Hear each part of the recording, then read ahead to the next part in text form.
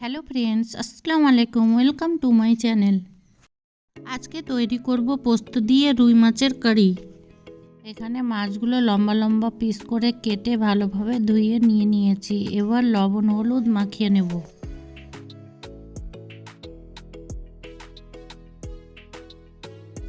লবণ হলুদ মাখিয়ে মাছগুলো 10 মিনিট রেস্টে রেখে দেব।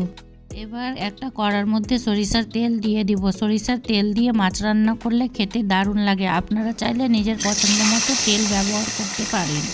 তেল গরম হয়ে গেছে, লবণ হলুদ মাখানো মাছগুলো দিয়ে দেব। মাছের এক এক পিঠ 3 মিনিট করে ভাজলেই হবে, বেশি কড়া করে মাছগুলো ভাজতে হবে না। দেখুন মাছগুলোর গায়ের রং এরকম হালকা লালচে কালার হলে তুলে নেব।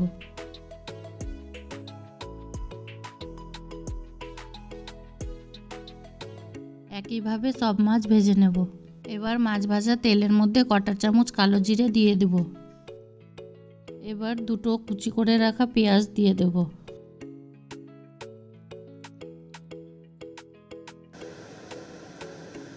পেঁয়াজগুলো গোল্ডেন ব্রাউন কালার হলে আদা রসুন কাঁচা লঙ্কা বাটা দিয়ে দেব। আদা রসুনের কাঁচা গন্ধটা বেরিয়ে গেলে একটা টমেটো পেস্ট দিয়ে দেব।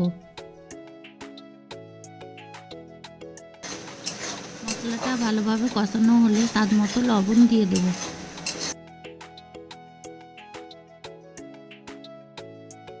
এবার পেস্ট করা পোস্তটা দিয়ে দেব।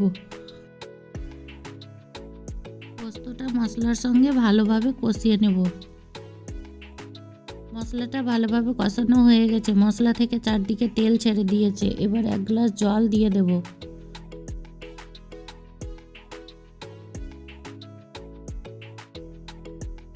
জলটা ফুটে গেছে, এবার ভেজে রাখা মাছগুলো দিয়ে দেব।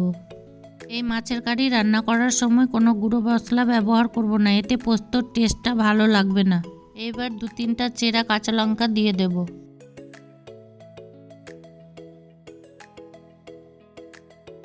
সবশেষে 1/2 চামচ চিনি দিয়ে দেব। এখানে মাছের ঝোলটা বেশি করব না, মাখো মাখো হয়ে থাকবে। নামিয়ে নেব। দিয়ে মাছের ঝোল খেতে দারুণ হয়েছিল।